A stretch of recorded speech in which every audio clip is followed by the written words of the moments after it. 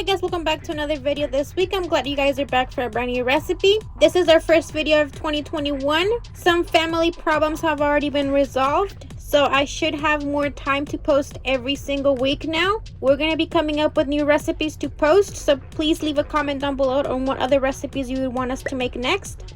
Today we're going to be making a delicious and easy recipe for beef. We're going to be making beef with potatoes a la Mexicana. A la Mexicana, what it means is just basically that it has the Mexican colors in it. Red, white, and green. The Mexican colors of the flag. That's why it's called a la Mexicana. We're going to be making this easy and delicious recipe. But before we get started, I just want to remind you to please subscribe to our channel. Give this video a big thumbs up. And share with your friends if you loved it. For this recipe, we're going to be needing steak or any part of the beef that you would want to use. 8 tomatoes, or you can also use tomato paste. 1 big potato, 1 medium white onion, 5 serrano peppers or jalapeños, 2 garlic cloves, a little pinch of salt, and a little cumin. We're going to start off by peeling our potato, but you can use it as it comes. Just make sure you wash all the dirt off of it. I'm going to be cutting my potatoes into about a small to medium size. You can cut them round. And as with every dish of mine, you can cut them as big or as small as you want. If you want to make this dish vegan, you can leave out the meat. Do everything as we're going to be preparing it without the meat. This would be called potatoes a la Mexicana, papas a la Mexicana. This is also a very good dish for the morning, for breakfast. So it's another idea. I would also be dedicating one recipe specifically for this. But in the meanwhile, if you guys are looking for something different, try this recipe without the meat on it. Everything else do exactly the same without the meat. I bet you guys are gonna love it, especially for breakfast with eggs.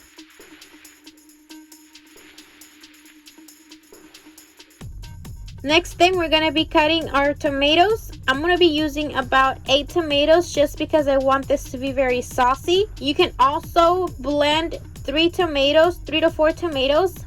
Blend it with a little bit of water and add the sauce to it as well. It's going to be a little bit more on the liquidy side. That's also okay. So I'm going to be adding about 6 to 8 tomatoes to this. I'm going to be cutting them very finely. Once I have that ready, I'm going to be cutting my onion. I'm only going to be cutting it into a moon shape. You can also dice it into small squares if you don't like the big chunks of onions on there. But one part of being it called la Mexicana is that you're able to see the ingredients on it, the colors on it. So I would recommend cutting it on the moon shape. For the heat on this, we're going to be using some serrano peppers, but you can also use jalapeños if you don't want it too spicy. I'm going to be using about 5 of them, and it came out to about a medium and hot spice on it. If you're not very big of a fan of the spice, I would suggest using 1 jalapeno. We're gonna chop this very finely as well. Remember to not touch your eyes after you have already cut the chiles, or else your eyes are gonna burn. Make sure you wash your hands very good.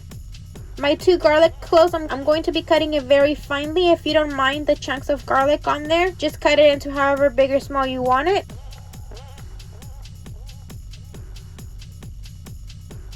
Up next, we're going to be cutting our beef. I'm going to be cutting it into strips on a medium size. My strips are going to be thin, and they're going to be about a medium size of a long. You can also make this recipe with chicken if you would want.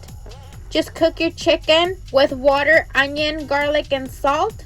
You can add some bay leaves on there if you want as well. And do the exact same process with the potatoes and the rest of the ingredients. And then lastly, add your chicken on there. You can also make it with some chicken drums, chicken wings. But for this recipe, you can really use chicken, pork, or beef.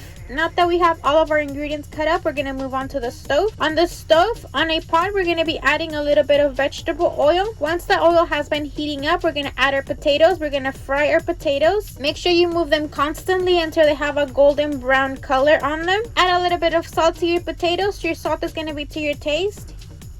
If you're going to be making it with chicken or just the potatoes itself for breakfast, don't take out the potatoes. Just add the onion, the serranos on here, let that saute, and then add the tomatoes. But since I'm also going to be cooking your beef, I'm going to take out the potatoes once they're golden brown.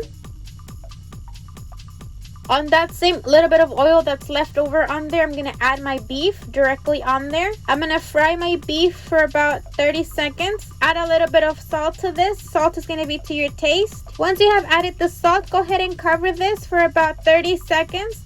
The beef is going to release its natural water, and that's what we want. And we're going to put our potatoes on the side of a plate like this. We're going to keep it to the side because we're going to be using it up next. About 30 seconds later, we're going to uncover our pot and move our meat around just so the meat won't get stuck together. You want to make sure that your meat is loosey in that water. We're going to cover this up and we're going to put it on low heat. On that low heat, we're going to let all the water evaporate. Once all the water has been evaporated, that's when you know we're ready for the next step and your meat is already cooked. If you put it on high heat, the water is going to evaporate very fast and it's not going to have time for it to cook. So I really recommend for you guys to put it on low heat. For this recipe, we are going to be alternating between medium and low heat. Once all the water has been evaporated, we're going to make a little hole in the center. Add a little bit of vegetable oil on here. Let that heat up for a second, and then we're going to be adding your onion, jalapeños, and garlic. We're going to saute that for about 3 minutes until our onion is already caramelized. Make sure to keep moving it around so your onions won't get stuck to the bottom of the pan and it has time to rotate. Once we're done with that, we're going to create another hole in the middle and we're going to be adding your chopped tomatoes. If you're using the tomato sauce, go ahead and add that instead at this time.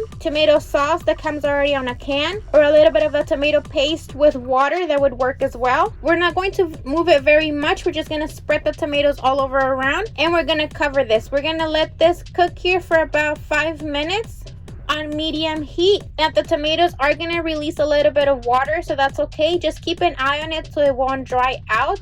You want it to be a little bit on the watery side. So a medium to low heat would be the ideal. About 5 minutes later, this is how my tomatoes look like. They have already been cooked. So we're going to move it around. As you can see, it has a little bit of water in it. I did not add any water. This is the water that the tomatoes naturally released. Once we have our tomatoes cooked, I'm going to be adding our potatoes. Our potatoes have not been cooked and they have already been salted. So this dish is almost done. All we have to do is make sure that it has enough salt on here. If it doesn't, make sure you add a little bit of salt. And we're also going to be adding some cumin at this time. We're going to mix this very well and we're going to cover it for about 3 minutes just to get all the flavors all incorporated together. After 3 minutes, you're going to uncover this and make sure it has the right amount of salt on here.